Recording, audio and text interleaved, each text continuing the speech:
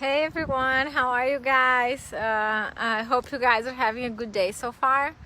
I'm excited that it's Friday, and I know that some of you guys saw I joined TikTok and I had a great time. It's super fun, and I want to thank Lucien. If you run and you're part of the running community, he's also known as hot chocolate, and he was the one that recommended to me. And if you guys try, I know you guys gonna love it, because it brought me so much joy, not only doing it, but the feedback and knowing that I'm making people smile and I'm making people's day. So try it. We need to smile a little bit and have some fun. So from yesterday, a couple of things that I want to share with you is I want to divide people in three groups. We had a group of people that reached out to share what's going on with them, and some reached out to just to give me feedback, and some to support, to show some support. Some friends, they didn't even watch the video, and they were concerned that they saw me crying, and they were worried I'm not doing well, or if I need some support or share what's going on. So I just want to say to those friends, thank you so much, but everything's fine, everything's doing great, thankfully. And so just so you understand a little bit of my story and why I tend to get emotional. So if you don't know me from the time I lived in Brazil, or if you weren't friends with me, what happened is when I was around 17 years old, we found out that my dad had cancer, and it was like basically by accident. And he had not only one cancer, he had two types of cancer.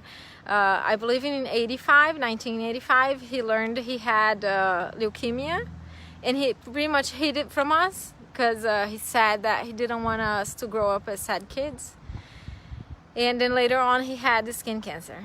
And so I get very emotional, because when I go back and I talk about those times, it's like my brain goes back in time, and I feel the same way I was feeling back then. So, but I know it's okay, and it makes me emotional to know that I've been through that, and now I'm here and everything's fine. So I just want to share that there's no need to worry. If I'm showing up, it's because everything is fine. So, but thank you so much. I also wanted to talk about, somebody mentioned here during the live that recently they lost somebody with cancer and they felt lonely.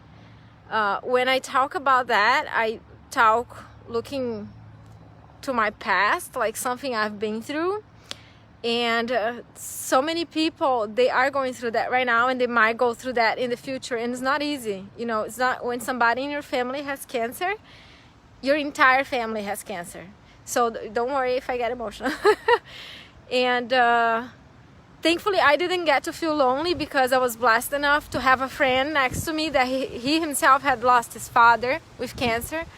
And it was very nice, because that he understood me, he got me.